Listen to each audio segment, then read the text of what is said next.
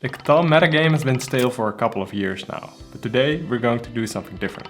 Today we're going to change it. I'm a Catan Champion, coach, and former #1 ranked online player in the world, and I've never seen these ideas been discussed, let alone be tried in any type of Catan setting. And that's simply because the ideas are mine, and I've been hoarding them for the past few years until I reached enough to be able to alter the metagame. You learn about minority stakes, output switching, free shipping and much more. But we're gonna start with the recent history of the Catan metagame. When people pick up the game of Catan and they try to get better, they learn to optimize placements, blocking, tracking, trading, that kind of things. But around 2020 people started to innovate in the online space. Players started trading in time, for example. If you trade me this card now, I will trade you that card when I get it. And others started giving out so-called insurances to players who ran the risk of 7ing out in exchange for a free card or a different type of trade. But there are also other deals like non-steals, future non-blocks, etc. But for the past few years, instead of coming up with new things, people have tried to make sense of all of this. Yes, I've coined the term hybrid or cheap, and Dandy Drew did the same for the positional concept side by side, but those ideas don't change the game, they help you understand it instead. Today we're changing the game, so let's get into it. Imagine falling behind with just a brick and a sheep in your hand. You're not anywhere close to building a city or a settlement, and you can't guarantee to roll the right resources anytime soon.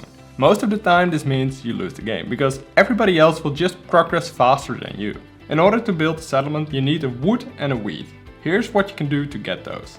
You ask for the 2 cards for free in exchange for a minority stake in the settlement you're about to build. Let's say you want to build on a 9 for 11. You could say something like, if you trade me wood and wheat for free now, I get to build on a 9 for 11. I take the 11 and the 9, but you get all the resources on the 4 for free for the rest of the game. Perhaps they would counteroffer with an idea like that they want the resources from the 11 as well. So you still get the victory points, the resources from the 9, and you make sure nobody else settles on a 9 for 11 spot in a situation you otherwise would be out of the game entirely. The other player gets additional production in exchange for 2 cards, which they most likely get a good return on throughout the game. You could also offer alternatives like every 4th resource of my entire production or something along those lines. A minority stake probably works the best in a situation where you doubled on the same numbers like 8 for 3 and they simply didn't roll a lot at the start of the game. It's risky to extend this favor to an Orvi cheap player because that strategy tends to catch up late game anyways. A different offer you could make is free shipping. This means you accept any 1-for-1 deal. This sounds crazy, but hear me out. Because I would only offer free shipping for a certain amount of time. For example, free shipping until that player builds a settlement or a city or rolls a certain number. Here's an example.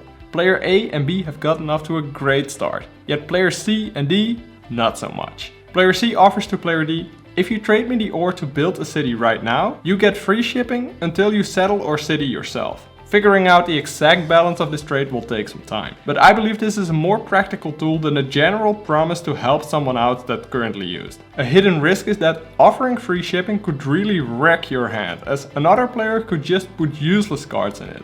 A way to combat it is having a 3-for-1 port, because it prepares you for useless cards and keeps you flexible. I would only accept this deal with trustworthy people, because you get royally screwed if the other player breaks the deal, because it requires trust.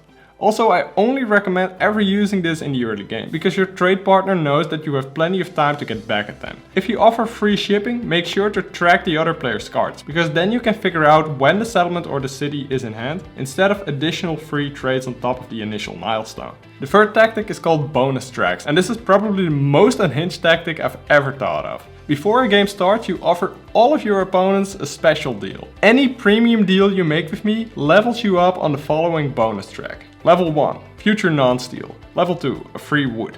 Level 3, ownership or minority stake of my worst number. Level 4, a future non-block. Level 5, free shipping for 1 turn.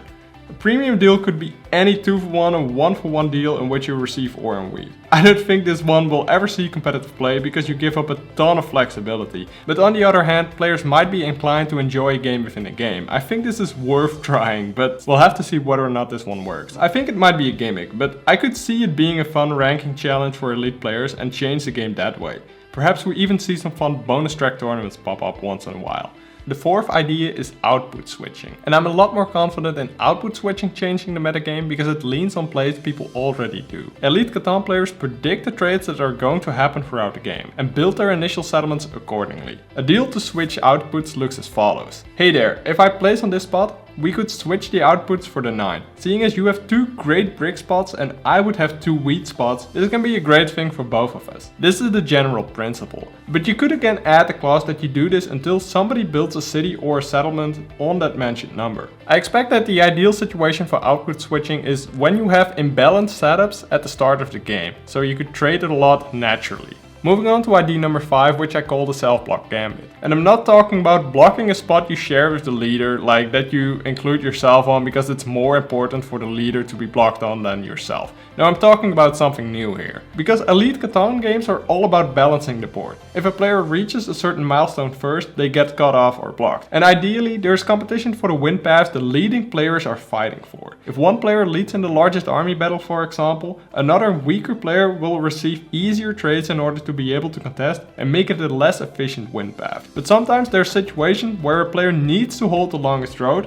while it's also best for the table to keep a spot blocked. And in this example, that's you. Let's say you need a certain trade to keep the longest road to prevent another player from taking the lead. But you're in a decent position yourself, and for that reason the other players are hesitant to trade you. You have a knight and you offer to block your own spot in exchange for getting the trade done. Because the board is better balanced that way, it makes more sense for the other players. I think this is a rare situation, but it could occur during high level play. Moving on to number 6, which is the tactic I'm least confident about. And it's not that I think it can't work or that it's not metagame altering, but it's for the simple reason that I can't know if people already do this or not. I call it extreme rubber avoidance, and it works as follows. You identify a player who doesn't share any spot with you on the board. So if you get blocked, they stay open, but if they get blocked, you stay open. They're already in a decent position, but now, what happens to the table if you were to trade them as city? It's safe to assume the table starts to react and starts to block your opponent whom you don't share any spots with. Now you can't do this every game because the situation doesn't occur that much and it's super tricky to evaluate, because you don't want them to become unstoppable and you also don't want other players to give up on the game because of your so-called stupidity. But I think the situation this strategy is most interesting for is the side-by-side or cheap player. Or cheap because people aren't focusing as much on you and you actually have the cards to afford trading a city, yet you have the best late game efficiency. While a side-by-side setup shares the least spots with an opponent on average, making it more likely the situation occurs. It works the best in a situation you require the table to trade you cards you otherwise wouldn't get. The 7th tactic is to forfeit your win path control. Catan essentially has 4 paths to win the game. Largest army, longest road, getting both, the so-called double play, and getting neither, which is called build to 10. Normally, to be able to determine your best paths by evaluating your best setup versus your opponents, you ask yourself questions like who has the best shot at largest army and the longest road, could someone make a double play, and are there key spots that somebody could win a race to that would change the opportunities these players have for the largest army and the longest road. But what if you have a balanced setup that could go into each direction, but isn't a favorite for either of them? Then you need to get an advantage somewhere else. You need a powerful trade. You could offer another player to forfeit your control of your own win path to them early in the game, which could look something like this. If you take this deal, you get to choose whether I go for army or longest road this game. But the catch is, you gotta lock my win path in right now and we can't change it. This could create a strategic opportunity for your trade partner they didn't have before, because they're taking away a potential competitor. While you also get a good trade and didn't have a win path preference to begin with. I predict some of these strategies, tactics and unconventional ideas will have changed the online Catan metagame a year from now, and that over the board tournaments will follow shortly after. For more Catan strategy videos, subscribe to the channel, because I'll be covering the metagame and keep you informed on how to win the game of Catan. Leave a like if you feel like I deserved it. Please comment your predictions for the upcoming changes in the metagame, and as always, have a fantastic day.